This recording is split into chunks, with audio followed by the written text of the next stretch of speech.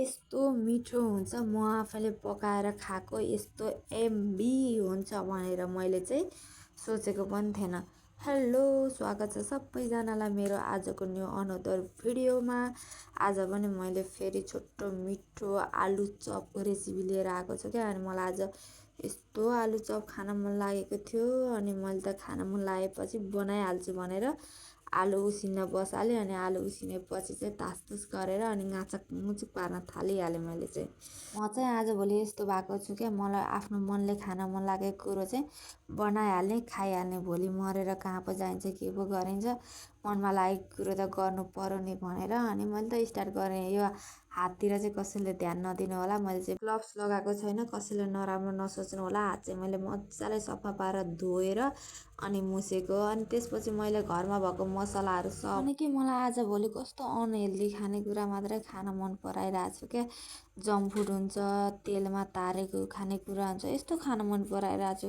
यस्तोले त असर गर्छ भन्ने थाहा छ, तर पनि क्रेभिङ हुन्छ, खान मन लागिहाल्छ। अनि मैले चाहिँ त्यो मुसिसकेर एका साइडमा राखेँ। अनि त्यसैमा चाहिँ बेसन हालेँ। बेसन हालेर घोल्नु पर्यो नि त, अनि किन अर्को भाँडो जुठो गरिराख्नु भनेर अनि मैले चाहिँ बेसनहरूलाई मोलेँ। अनि सबै मरमसला हालेँ। अनि मैले क्या यहाँ उ गर्दाखेरि अघि पनि धेरै आलुमा नुन हालेको थिएँ नि त, अनि यहाँ पनि एकदमै धेरै हालेको छु क्या। म अचम्म लागिरहेछ, अहिले चाहिँ याद आइरहेछ क्या, अघि आलुमा पनि मैले धेरै हालेको थिएँ अनि अहिले पनि धेरै हालेको छु। अब नुन चर्को पो हुने हो कि, म त छक्क परिसकेँ। अनि मैले रातो चाहिँ फुड कलर हाले होइन कि, खोर्सानीको धुलो हालेको, यस्तो रातो देख्छ फुड कलर जस्तै, तर होइन। अनि मैले टक्क सबै थोक बनाइसकेपछि तेल पनि मजाले तातिसकेको थियो, अनि मैले हालेँ। मलाई खान हतार भइसकेको थियो क्या, यस्तो खान मन लागेको थियो। तर यो आलु चाहिँ मैले नउसिनिकन काटेर आलु चप बनाएको भए पनि हुन्थ्यो, तर यस्तो यो उसिनेकोवाला चाहिँ विशेष आलु चप मानिन्छ क्या मलाई चाहिँ, अनि मनपर्छ।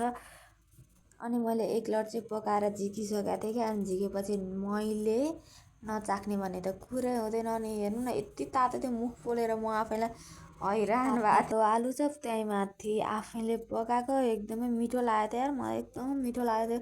क्रेभिङ भएको बेलामा यस्तो यस्तो खानेकुरा खान मन लाग्यो भने तपाईँहरूले पनि पकाएर खान सक्नुहुन्छ। अनि त्यसपछि मैले अरू बाँकी थियो, त्यो बाँकीलाई पनि मजाले पकाएँ।